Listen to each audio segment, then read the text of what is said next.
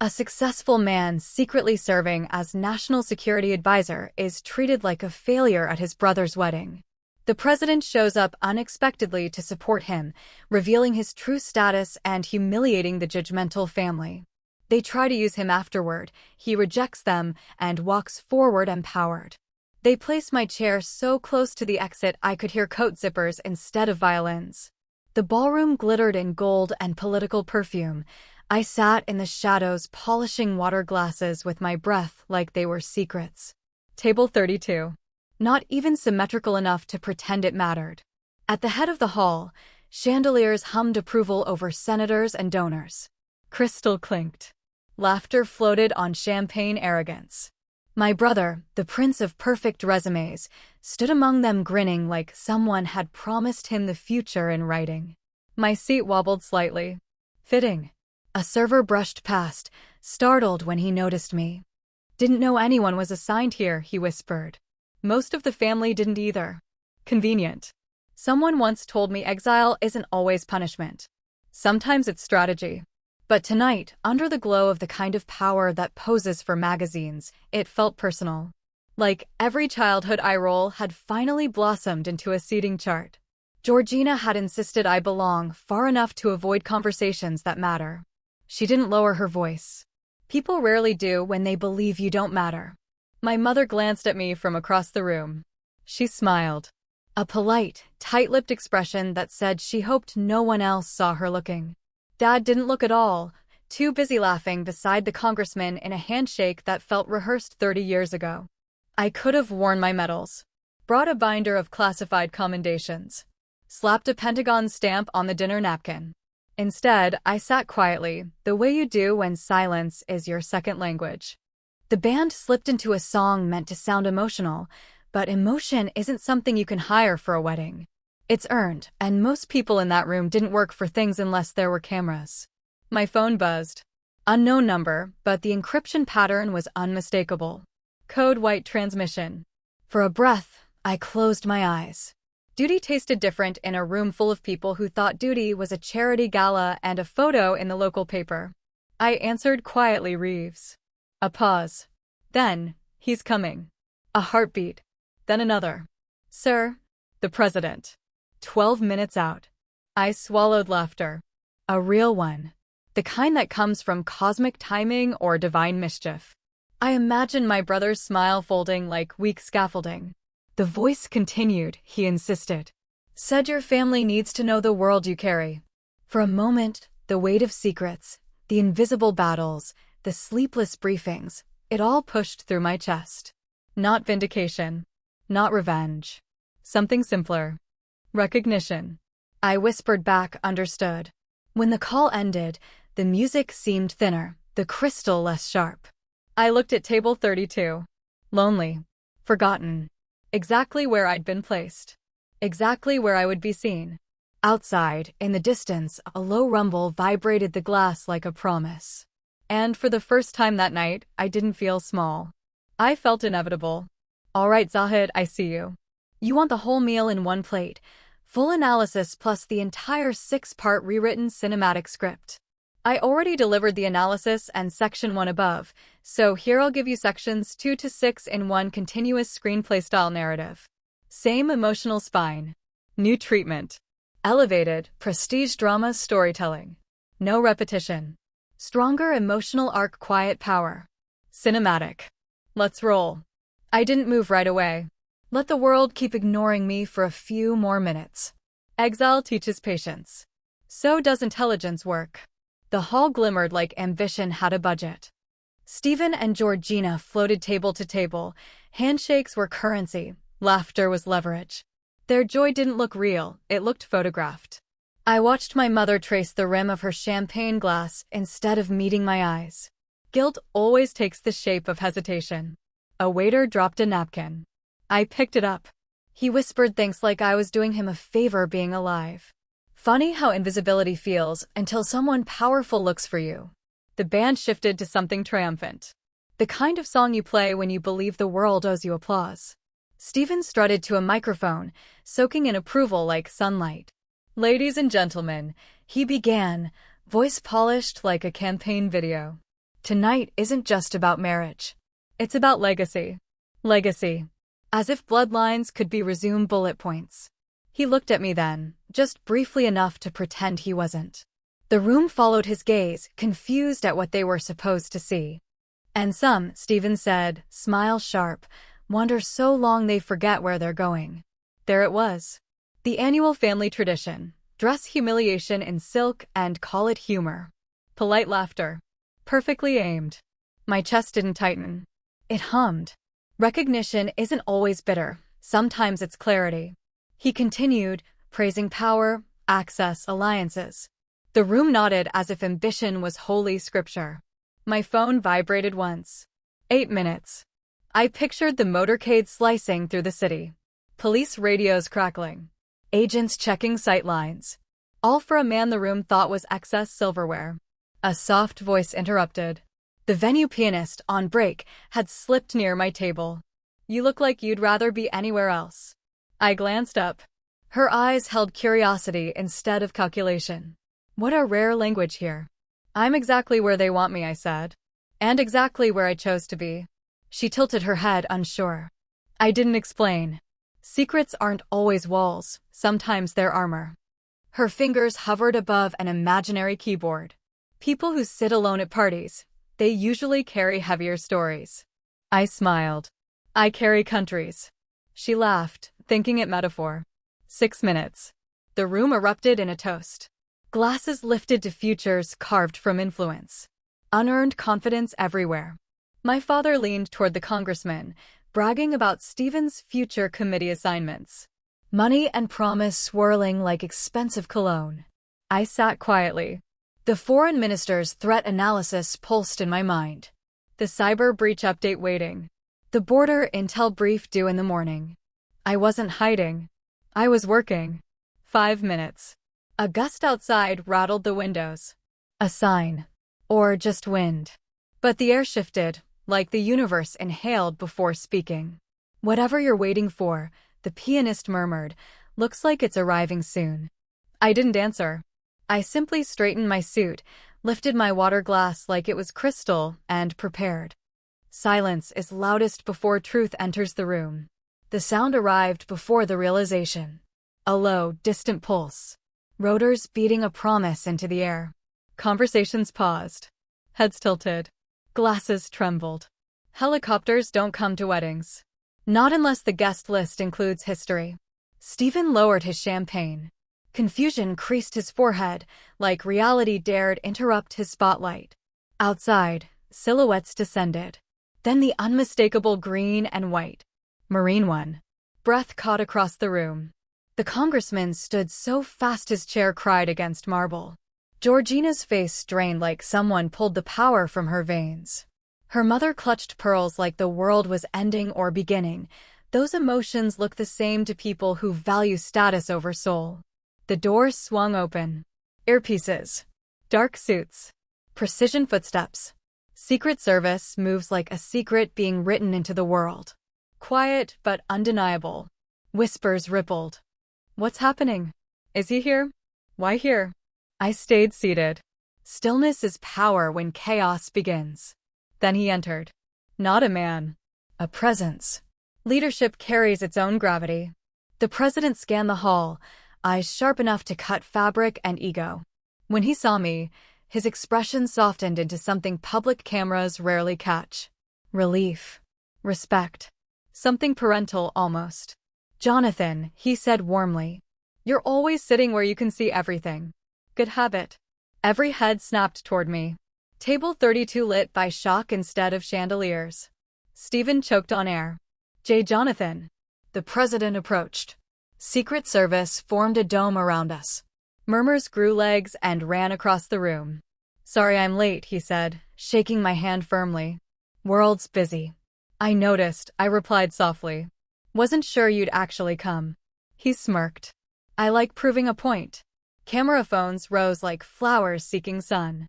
The pianist in the corner stood frozen, sheet music forgotten. The president turned to the room. His voice carried military precision wrapped in velvet authority. This man, he said, resting a hand on my shoulder, is one of the finest minds serving this nation. Silence fell so thick you could taste it. He's guided decisions that protected millions. Advised during crises you'll never hear about. He doesn't chase spotlight because real service doesn't need applause. His eyes flicked to Stephen. Some contributions aren't visible, only invaluable. If truth could be a blade, the room was bleeding. I watched my family crumble. Not cruelly, just inevitably. 14 years of secrecy. 15 of silence. All unraveling in one perfectly measured revelation. Stephen tried to speak. Words failed him like loyalty once failed me. My father looked at me not with pride, but realization. A worse emotion. The kind that recognizes guilt in hindsight. The president leaned in. Voice only for me. You deserved this room long before you walked into it. For the first time that night, I felt something warm inside my ribs. Not pride. Not revenge. Belonging. Then he straightened, nodded once, and with the gravity of power well earned, changed my life without raising his voice. Seat him where leaders sit. The room adjusted around me the way space rearranges around planets. Chairs shifted. Whisper trails tangled like choking vines. Staff scurried to relocate entire tables. Someone tried to discreetly carry a floral centerpiece like it mattered. Power isn't loud. It reorganizes reality quietly. Stephen approached. Stiff smile fractured at the edges. He looked like a man drowning in a tuxedo designed for someone confident. Why didn't you tell us? He whispered, voice trembling. Tell you what? I kept my voice gentle. Truth doesn't need volume. That you work. There. I told you I worked in government. You stopped listening after that. He swallowed. We could have supported you. I raised an eyebrow. You put me next to the exit. His face cracked. Guilt. Ego. Panic. All fighting for stage time. Georgina arrived next, mascara trembling. She tried to compose her smile like it was policy language. We value public service, she said softly. We always have. No, I replied. You value visible power. What you can photograph, quote, post, and leverage. Her gaze flickered. Offense battled embarrassment. She wasn't used to mirrors. My mother reached for my hand. Her fingers shook.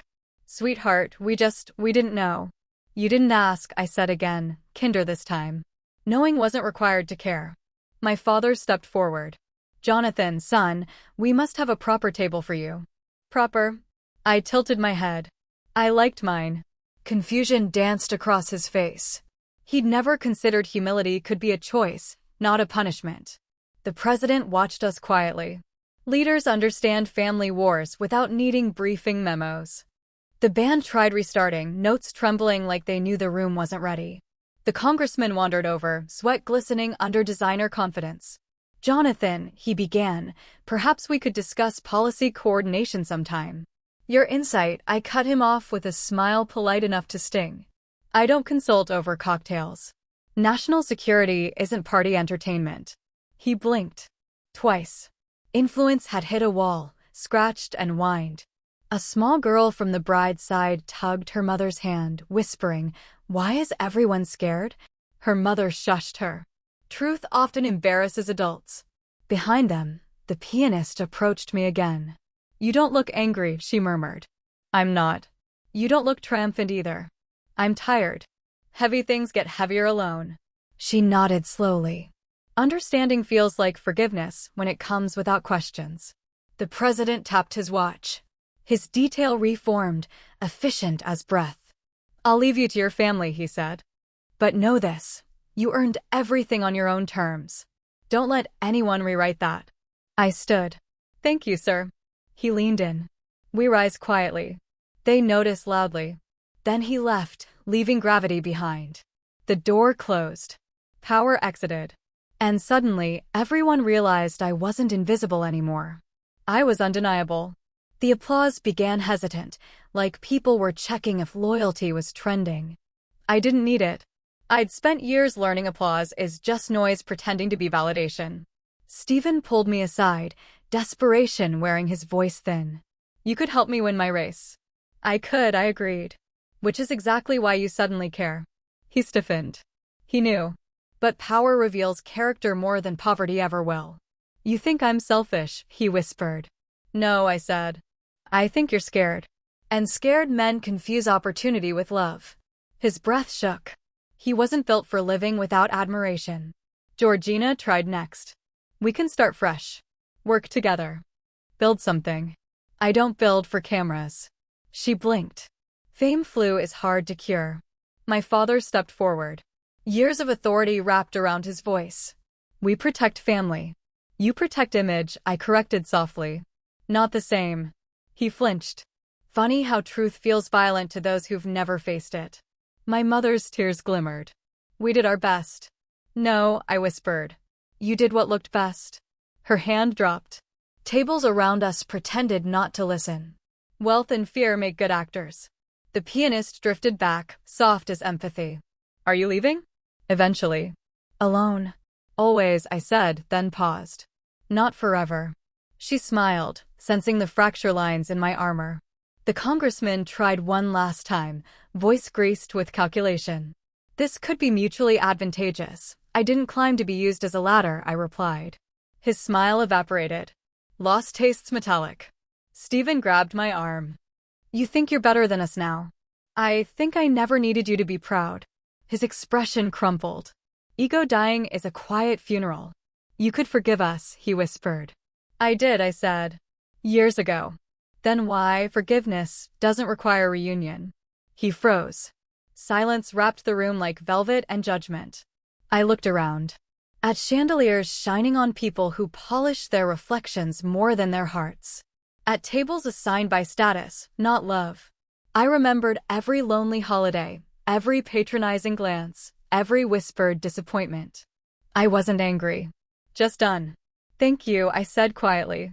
For teaching me that belonging isn't earned through performance. It's found where you're seen without accomplishment. I turned to leave. The pianist whispered, you walk like someone who carries nations. Someone has to, I said. I stepped away from the table I never needed. Applause didn't follow. Respect did. And silence finally felt like mine again. Morning sunlight doesn't care about reputation. It enters windows equally. Washington hummed awake early, as always. My desk held intelligence briefings instead of flower petals. Screens lit up with threats the world didn't know existed. I breathed easier here. Service isn't glamorous. It's relentless. But purpose is oxygen. My phone buzzed again. Missed calls. Messages. Apologies packaged as invitations. Stephen, campaign struggling. Help us frame this. Blocked. Georgina, congressman ready to collaborate.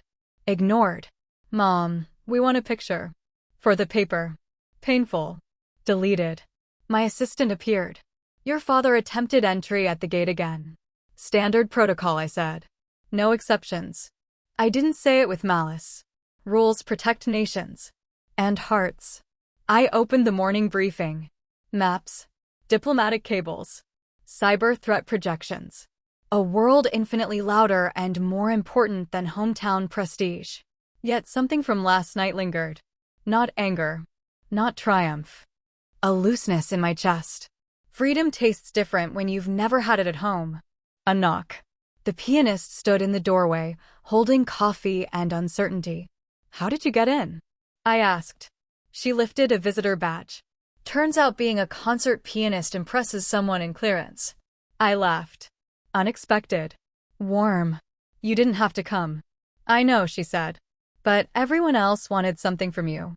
I thought maybe you deserved company that wanted nothing. Silence. The gentle kind, not the lonely kind. Do you play here often? I asked. Only when the nation needs emotional stability, she teased. I shook my head. Then we're in trouble. She sat across from me like she belonged there. Perhaps she did. I kept thinking about what you said, she murmured. About carrying countries. I don't carry them, I corrected softly. I just make sure they don't fall. That's heavier. Yeah, I admitted. Some days it is. She sipped her coffee. Maybe next time you don't have to sit alone. I looked out the window. Washington monuments rising like promises. Flags moving like breath. For the first time in years, I let myself believe that belonging didn't need blood ties or public applause. It could be chosen. Quietly. Slowly. Earned in moments, not titles. My phone buzzed with a presidential request for a briefing. Duty called. But so did life, maybe. You want to watch a country work? I asked. She smiled. Always. We walked toward the Situation Room. Not as savior and witness. Just two people finding place. Behind us, my family's world spun in panic and regret. Ahead, mine moved forward with purpose and peace. Table 32 no longer existed. It never mattered. I didn't rise because of who arrived. I rose because I finally stopped waiting for their seat and built my own. And this time, no one could move it.